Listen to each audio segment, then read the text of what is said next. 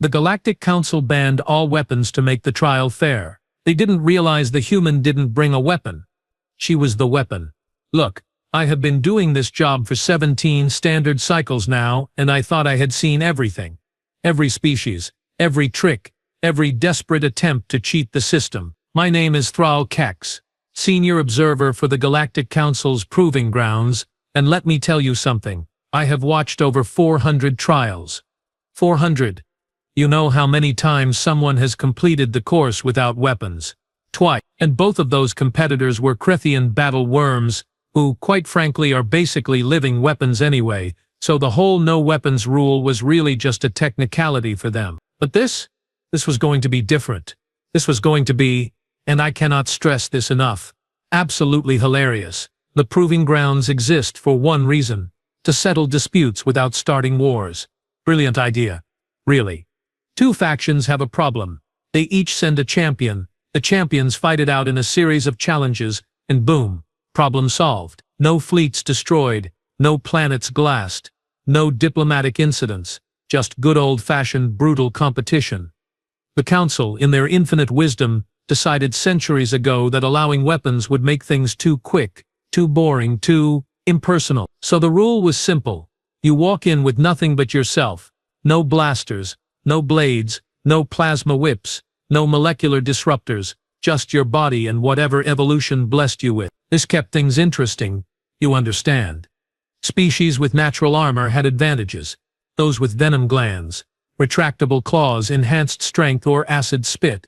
Even better. The Proving Grounds favored the naturally dangerous, which made sense because, well, the galaxy is a naturally dangerous place. So when the human delegation arrived to settle their trade dispute with the Yorak clans, and they sent her as their champion, I actually laughed. Out loud. Right there in the observation deck. My assistant, Plix, a nervous little Quentari who is always worried about offending someone, looked at me with those 6 eyes all wide and whispered that maybe I should show more professionalism. I told Plix to relax. I mean, come on. A human. Humans are the galaxy's newcomers. The soft-skinned primates who only just figured out faster-than-light travel 50 years ago. They are not warriors. They are merchants, diplomats, engineers maybe. They build things, they talk a lot. They drink terrible beverages, they call coffee that smells like burnt regret. But fighters, please. Her name was Kira Voss, and she stood maybe 1.7 meters tall. That is short, by the way. Most species in the trial today were pushing 2.5 meters minimum. She had dark hair pulled back in something humans call a ponytail, which struck me as impractical. Brown skin, lean build, and these strange focused eyes that did not seem particularly concerned about anything. She wore the standard trial suit, a light gray bodysuit that offered zero protection but made sure everyone was on equal footing, clothing-wise. No hidden pockets, no secret compartments, nothing but fabric. The Yorak champion, on the other hand, was a sight to behold. Gorthak the Render, they called him. 2.8 meters of solid muscle, covered in natural bone plating that could deflect most small arms' fire. 4 arms, each ending in claws that could punch through starship hull plating. The Yorak were proud, aggressive, and very, very good at killing things. Gorthak had won 3 previous trials. 3. He was a legend. Standing next to him in the preparation chamber were 4 other species champions, all volunteers who had joined the trial to test themselves, because the Council allows that. Makes for better entertainment. Honestly, there was Vrek, a Silthari with 6 limbs and reflexes so fast they could snatch bullets out of the air. There was Ornath, a crystalline Voltrex whose body could shift from solid to near liquid at will. The others were equally impressive, a Dravaxian with acid blood, and a Korath whose species were literally bred for combat over 10,000 years. And then there was Kira Voss, who looked like she had just wandered in from a library. The other champions barely acknowledged her. Why would they? She had no claws, no armor, no venom, no apparent genetic modifications. Humans are not even that strong compared to most species. I checked her file before the trial. Apparently she had some military background in something called the Marine Corps. But honestly, how impressive could human military training be? They only just stopped fighting wars with chemical propellant weapons a few decades ago. I settled into my observation throne, activated the recording systems, and prepared for what I assumed would be a very short, very sad performance from the human. Clix offered me refreshments. I waved them away. This would not take long enough to need snacks. The trial master's voice boomed across the arena. Champions, the proving grounds await. No weapons, no mercy, only victory. Gorthak roared, slamming his 4 fists together in a display meant to intimidate. Kira Voss just rolled her shoulders and cracked her neck. I remember thinking, oh, this poor stupid human does not even understand what she has walked into. Turns out, I was the stupid one. The arena floor was vast, easily 200 meters across, with various obstacles and challenge zones scattered throughout like some demented playground designed by sadists. Which, to be fair, it basically was. The council hired specialists to make sure competitors really earned their victories. Let me paint you a picture of what Kira Voss was up against, because context matters here. First, Gorthik the Render, the Yorick champion I mentioned. Close up, he was even more terrifying. Those bone plates covering his body were not just for show. They were layered, overlapping, and had been hardened through years of combat. His people evolved on a death world where everything, and I mean everything, tried to kill you from birth. Yorick children fight carnivorous plants before they learn to speak. Gorthik's 4 arms rippled with muscle that could bench press a small spacecraft, and those claws, each one was serrated. Natural weapons honed over millions of years of evolution. The Yorick diplomatic envoy was watching from the gallery, looking smug. They had every right to be.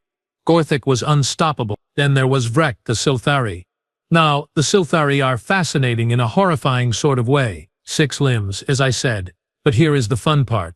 4 of those limbs end in manipulator claws that can move independently with enough precision to assemble microscopic machinery and enough strength to crush titanium. Their reflexes operate on a neurological level that most species cannot even process. They perceive time differently, you understand. What looks like a split second to us is leisurely contemplation to them. Vrek's exoskeleton had this beautiful purple sheen to it, and those compound eyes tracked everything simultaneously. No blind spots. No. Ornath, the Voltrex, was standing near the eastern gate, and their body was already doing that unsettling shimmer thing. Voltrex are silicon-based, crystalline beings who can shift their molecular density at will. Solid as diamond one moment, flowing like mercury the next. How do you fight something that can turn intangible when you swing at it, then resolidify their fist inside your chest cavity? You do not. That is the answer. The Voltrex had sent Ornath as a show of good faith for some treaty negotiation, but everyone knew they just wanted to remind the council why you do not mess with crystalline species. The Dravatian, whose name was Sklis, looked like someone had crossed a lizard with a nightmare and then given it a bad attitude.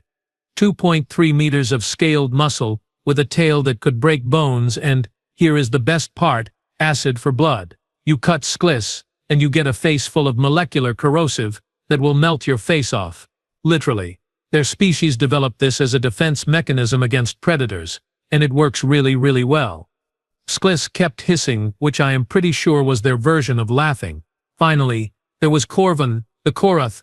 The Korath are what happens when a species decides that natural evolution is taking too long and starts genetically modifying themselves for warfare.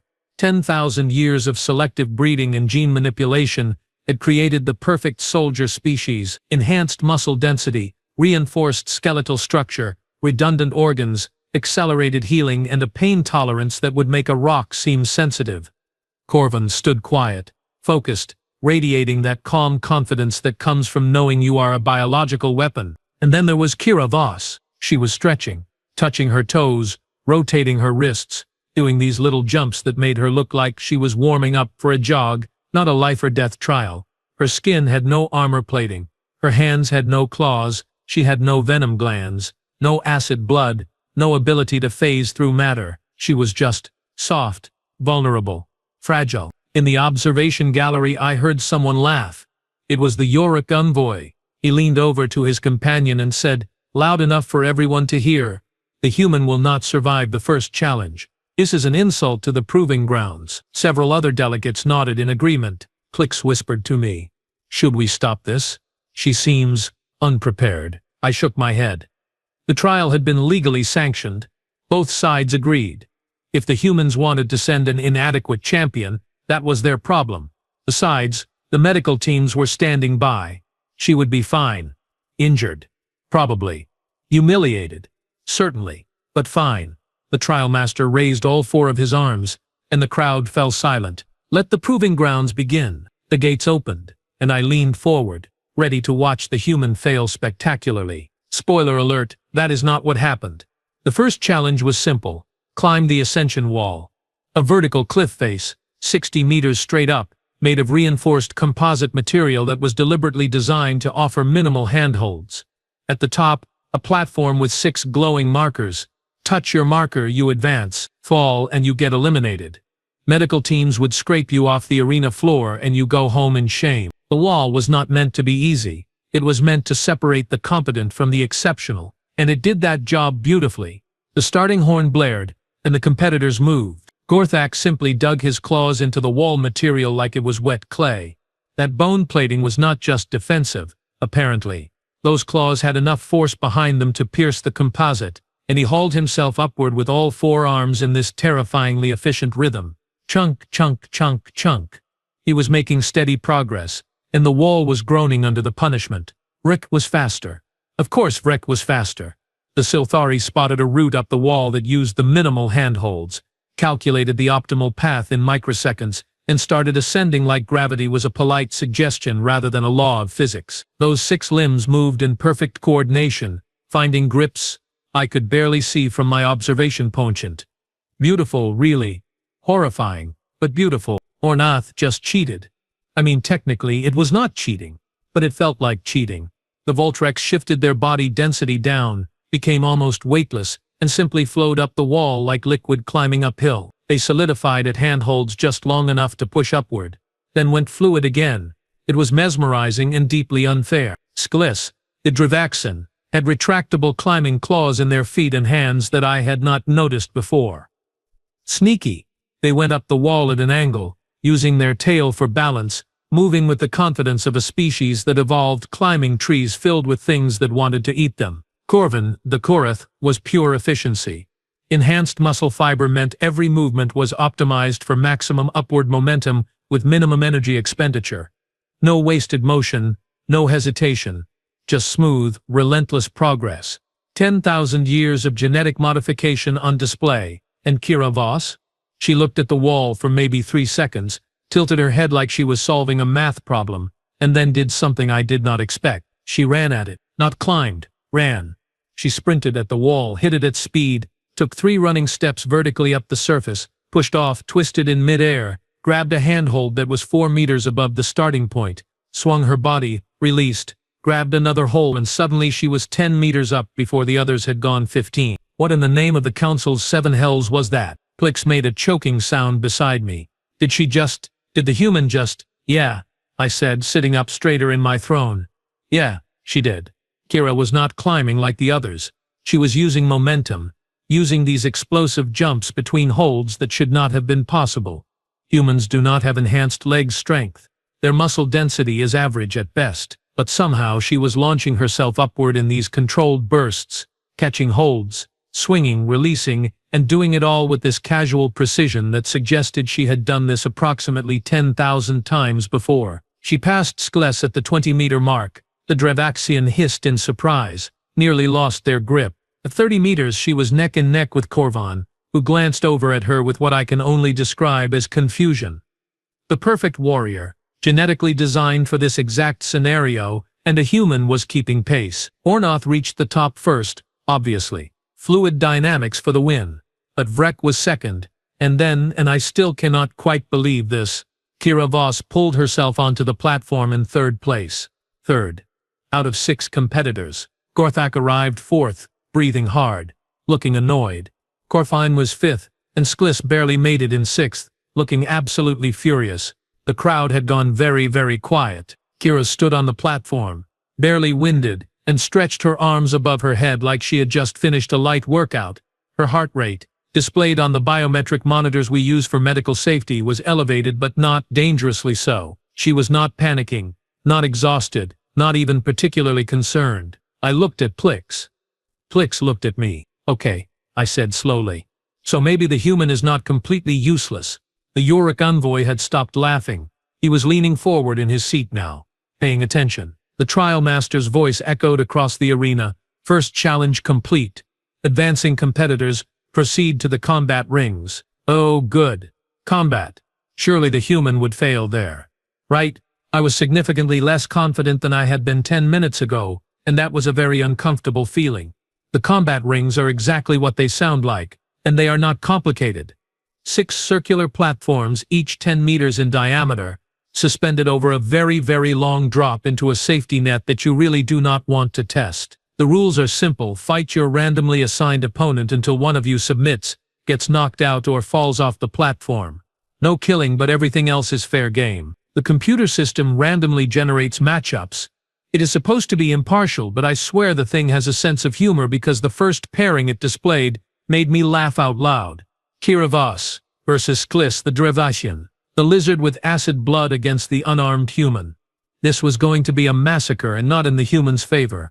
Skliss was already hissing with what I assumed was satisfaction, flexing those claws, that tail whipping back and forth in anticipation. The Dravaxians stepped onto their assigned platform with the confidence of someone who knew they had already won. Acid blood is a cheat code in hand-to-hand combat. You cannot hurt Skliss without hurting yourself worse. It is basic biochemistry. Kira walked onto her platform, rolled her shoulders again, that same casual gesture, and settled into this stance that looked wrong. Her feet were positioned oddly, her weight distributed in a way that seemed off balance, and her hands were up but open, not clenched into fists. The starting bell rang. Skliss lunged immediately, claws extended, going for a quick slash across Kira's torso that would have opened her up and ended the fight in seconds. Kira was not there anymore. She moved, and I do not have a better word for it. She just moved. Shifted her weight, turned her hips, and suddenly she was beside Skliss, instead of in front of Skliss, and her hand, just her bare hand, chopped into the side of the Dravaxian's neck. Skliss staggered. Actually staggered. The crowd gasped. You do not make a Dravaxian stagger with a bare-handed strike. Their scales are too thick, their musculature too dense. It should not be possible. But Kira had not hit the scales. She had hit the gap between scales, right where the neck articulates, right where the nerve cluster sits, and she had hit it with enough force and precision that Skliss's entire left side went momentarily numb. Skliss roared, spun with that tail whipping around at knee height, a move that has broken legs in previous trials. Kira jumped. Not a big jump, just enough to let the tail pass under her feet, and when she landed, she was already moving forward, inside Skliss's guard. What happened next took maybe 3 seconds, but I have watched the replay approximately 50 times, and I still cannot quite believe it. Kira grabbed Skliss's extended arm, the one with the claws, and twisted. Not just twisted, but used her whole body as leverage, stepping in, turning her hips, and suddenly the Dravaxian was off balance. Then her other hand struck, palm heel to the jaw hinge, and Skliss's head snapped sideways. Another strike, elbow to the solar plexus, right between the scale plates. A knee to the inside thigh, targeting another nerve cluster. Every single hit was surgical, precise, aimed at the gaps in natural armor, at vulnerable joints, at nerve bundles. Skliss tried to bleed on her. That is literally their strategy. Get cut, spray acid blood on your opponent, and watch them dissolve. But Kira was not cutting Skliss. She was hitting pressure points, joint locks, nerve strikes. Nothing that broke the skin, nothing that would trigger that acid defense. It was clinical. It was efficient. It was absolutely brutal. Skliss went down hard, hit the platform, and did not get back up. Unconscious. The Dravaxian did not submit, did not fall off, just got knocked out cold by a human using nothing but her hands. The arena went silent, completely silent. You could have heard a pin drop, if pins made noise in zero gravity, which they do not, but you understand the metaphor. The medical team rushed onto the platform to check Skliss's vitals. Alive, thankfully. Concussed, definitely. Humiliated. Absolutely. Kira stood there, breathing slightly harder now, and shook out her hands like she had just finished a sparring session at the gym. Plix was making this high-pitched wheezing sound that I think was supposed to be breathing. She used her hands, Plix whispered. The trial forbade weapons, and the human used her hands. Yeah, I said, unable to look away from the monitor. Turns out human hands are weapons. The other matches were finishing up. Gorthak had battered Corvin off the platform through sheer overwhelming force, though the Korath had made him work for it. Rek had outmaneuvered Ornath in a contest of speed versus fluidity that was actually impressive to watch. But everyone, and I mean everyone, was talking about the human. The Uruk envoy was no longer smiling. He was leaning forward, all four of his arms gripping the gallery railing, staring at Kira like he was trying to figure out if she was secretly wearing some kind of invisible exoskeleton. She was not, I checked multiple times. She was just a human who apparently knew exactly how to dismantle an opponent twice her size with nothing but technique and an alarming understanding of alien physiology. One of the council members activated a private channel to my station. Observer Kex, do we have the humans' training records? I pulled up her file again, read through it more carefully this time. Military service, yes. Something called combatives instructor. Hand-to-hand combat specialist. Multiple discipline training and things with names like Krav Maga, Brazilian Jiu-Jitsu, Muay Thai, and about 15 other systems I could not pronounce. Oh no. Humans had apparently spent their entire evolutionary history fighting each other, and they had gotten very, very good at it. They had codified it, systematized it, created entire martial arts dedicated to efficiently destroying opponents with minimal tools, and they had done all of this before they ever left their planet. We had led an apex predator that specialized in unarmed combat into a no-weapons trial. The trial master's voice boomed out, "Second challenge complete. Advancing competitors proceed to the maze of shadows." Kira walked off the platform, still calm, still focused, and I felt a creeping sense of dread settling into my thorax. This human was dangerous, not in spite of having no natural weapons, because she did not need them. The maze of shadows is not really a maze. Well, it is. But that is not the point. The point is psychological warfare. The Council designed it to test mental fortitude, adaptability, and how well you handle having your deepest fears weaponized against you. It uses holographic projections, sensory manipulation, and environmental hazards to create scenarios that exploit species-specific phobias and weaknesses. It is nasty, effective, and absolutely miserable to watch. 3 competitors remained: Gorthak, Rek, and Kira Voss. They entered the maze from different points, and the objective was simple: reach the center, claim your token, and get out. First one out advances directly to the final challenge. The other 2 have to fight each other for the second spot. I pulled up the internal monitoring feeds, and immediately I could see the maze doing its job. Gorthak entered a corridor that suddenly flooded with a holographic projection of Yorick hatchlings, screaming. For his species, failure means your genetic line ends in shame, your offspring are cast out, and your name is erased from the clan records. The maze was showing him that future. The hatchlings were crying out, blaming him, and even though Gorthak knew it was not real, I could see his forearms trembling. He pushed forward, but slower now, hesitant. Psychological damage already taking effect. Rek had it worse. The Siltheri corridor filled with thick, obscuring smoke. Now the Siltheri rely on visual input from their compound eyes. Their entire perception of reality depends on seeing, blind them, and they panic. Rek was moving erratically now, bumping into walls, those 6 limbs flailing, trying to find purchase on something, anything. The maze was not even using complex fear tactics.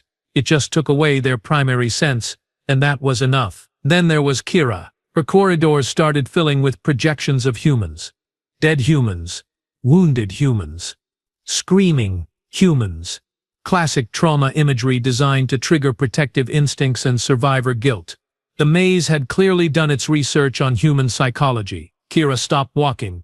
She looked at the projections, those holographic bodies, and I waited for the fear response, the hesitation, the psychological break. She closed her eyes, just closed them, took a deep breath, and walked forward with her eyes shut. "What? Is the human navigating blind?" Plix asked, watching the same feed I was. She was.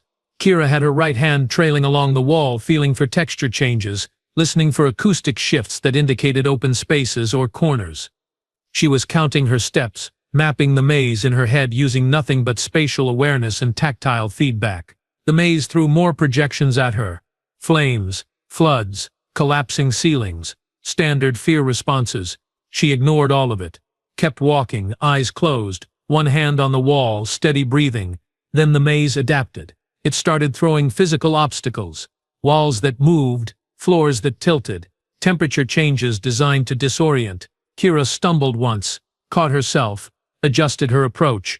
When the floor tilted, she dropped to a crouch, lowered her center of gravity, and kept moving. When walls shifted, she listened for the mechanical sounds and timed her movements. She opened her eyes only when she needed visual confirmation of a physical obstacle, then closed them again to shut out the psychological attacks. It was the most ridiculous, effective, and somehow brilliant thing I had ever seen. Humans, I was learning, are adaptation specialists. They are not the strongest, not the fastest, not the most naturally armed, but they are really, really good at figuring out what works and doing that thing until the problem is solved. No pride, no ego, just results. Gorthik was still fighting his holographic nightmares, making progress but clearly rattled. Vrek had found a wall and was following it, slowly regaining composure now that they had a tactile reference point. And Kira reached the center first. She grabbed her token, a small crystalline marker, and then did something that made my blood run cold. She stopped, looked at the remaining 2 corridors leading out, evaluated them for maybe 5 seconds, and chose the path that looked harder, not the easy exit, the difficult one. Because I realized with growing horror, she was training. Even here in the middle of a trial that could kill her, the human was using this as practice, testing herself, pushing boundaries. She navigated a corridor filled with platforms that collapsed on timers, jumped gaps that required split-second timing, and climbed over barriers that were meant to be nearly impossible. And she did it all with this focused calm that suggested she had done worse before breakfast. Kira emerged from the maze first, holding her token barely scratched. Gorthak came out second, looking shaken, his bone plate scratched from where he had charged through obstacles in frustration. Vrek was third, compound eyes still twitching from the smoke trauma. The trial master announced, Kira Voss advances to the final challenge. Gorthak the Render and Vrek will compete for the second position. I did not even watch that fight. I was too busy staring at the human who was sitting on a bench, drinking water from a dispenser, looking like she had just finished a mildly interesting afternoon activity. Plex leaned over and whispered, Observer Kex, I think we made a mistake. What mistake? I asked, though I already knew the answer. Assuming humans were harmless, Gorthak won his fight against Vrek, brute strength versus speed, and strength won through sheer persistence. But nobody was talking about that fight. Everyone in the gallery, every council member, every envoy, was talking about the human who had shut her eyes and walked through a nightmare like it was a minor inconvenience. The final challenge was announced. Kira Voss versus Gorthik the Render, 1-on-1. In the arena of judgment, the Yorick envoy was no longer looking smug. He was looking worried. I was looking terrified, because I had just realized something very important about humans. They do not quit. They do not break. You can throw everything at them, and they just adapt, adjust, and keep coming. And Kira Voss was about to prove exactly how dangerous that trait really was. The arena of judgment is a flat circle, 30 meters across, surrounded by energy barriers. No rules except one. Last person standing wins.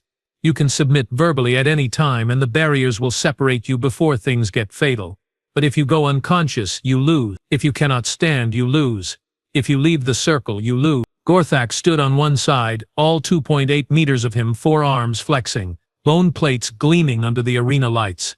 3-time champion, veteran of dozens of combat trials, a living testament to Yorick's superiority. Kira stood on the other side, 1.7 meters of human, no armor, no claws, no natural weapons, just flesh, bone, and whatever was going on inside that terrifyingly calm brain of hers. The size difference was comical. Gorthak outweighed her by at least 100 kilograms, probably more. His reach advantage was absurd. One solid hit from those clawed fists would end the fight instantly. The Yorick envoy was shouting encouragement. The human delegation was silent, watching with expressions I could not quite read. The starting bell rang. Gorthak charged. Of course he charged. It is the Yorick way. Overwhelming force, direct confrontation, established dominance immediately. All 4 arms spread wide to grab, crush, and finish this. Kira did not retreat. She moved laterally, angling off to Gorthak's left, forcing him to adjust mid-charge. When he swung with his primary right arm, she ducked under it, stepped inside his guard, and drove her elbow into the gap where his bone plates met at the hip joint. Gorthak grunted. actually grunted. That had hurt. He spun faster than something his size should be able to spin, and his secondary left arm caught Kira across the shoulder, sent her rolling across the arena floor. First solid hit of the fight, and I saw her wince. Good, I thought. She is not invincible. She can be hurt. But she rolled with the momentum, came up in a crouch, and I saw something change in her eyes. Not fear, not pain, something else. Focus. Pure, undiluted focus. Gorthak charged again. Kira waited this time.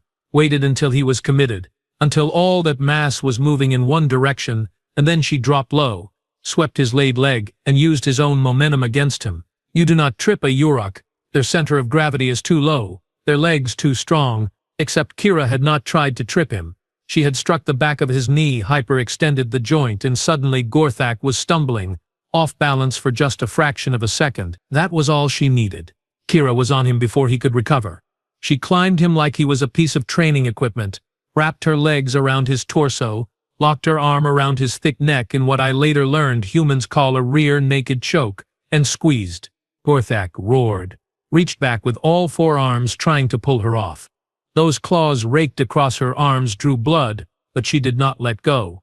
She adjusted her grip, sank the choke in deeper, and held on while Gorthak thrashed, spun, tried to slam her into the ground. She took the impacts.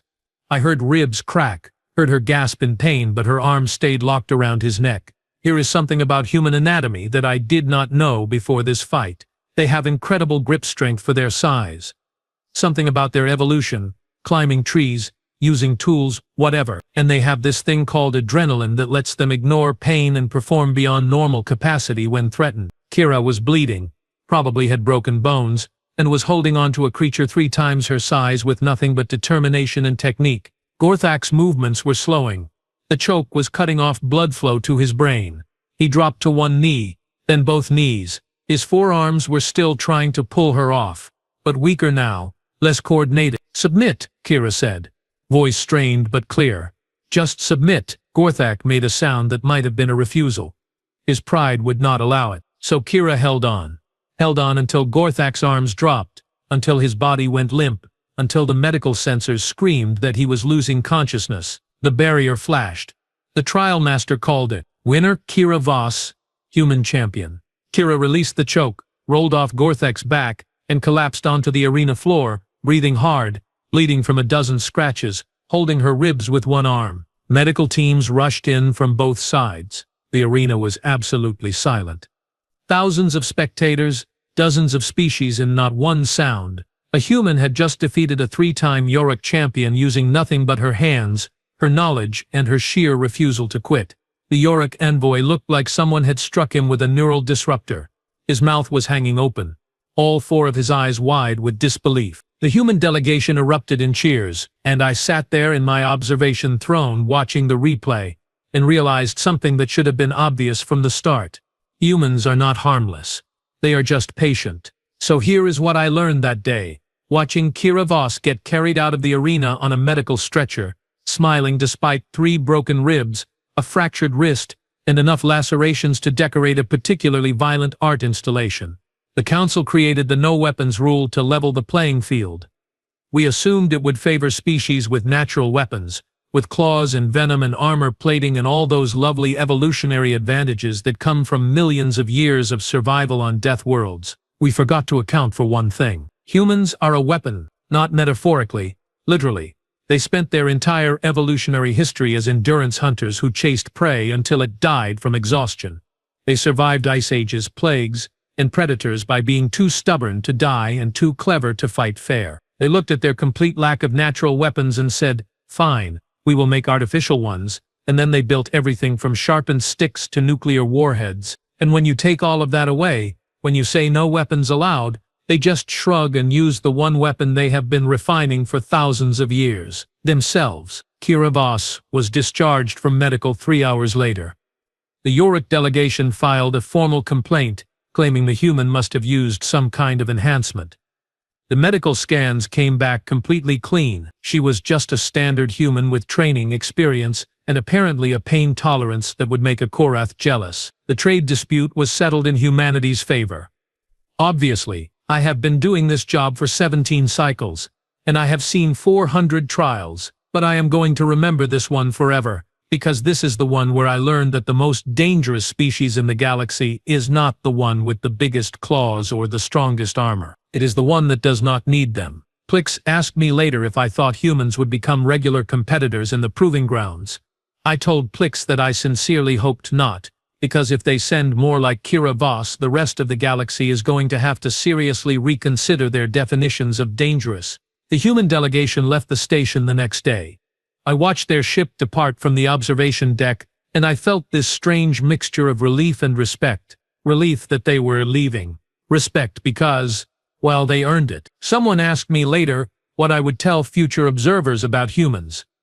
I thought about it for a long time, and then I said, if a human ever enters your trial and you think they are at a disadvantage because they have no natural weapons, remember this, they are the weapon. The trial did not forbid weapons. It just made them use their hands. And then I filed my report, updated the species threat assessment database, and quietly suggested that the council might want to reconsider how they classify humanity. Harmless merchants and diplomats, please. Those are apex predators with good public relations. And now, if you will excuse me, I need a drink, possibly several. Watching a human dismantle 3 trained killers with nothing but technique and spite is the kind of thing that makes you reconsider your life choices. Plix asked if I was okay. I told Plix I was fine, just experiencing what humans call an existential crisis. Welcome to the galaxy, humanity. Try not to break too many things, or do. Honestly, at this point I do not think anyone can stop you.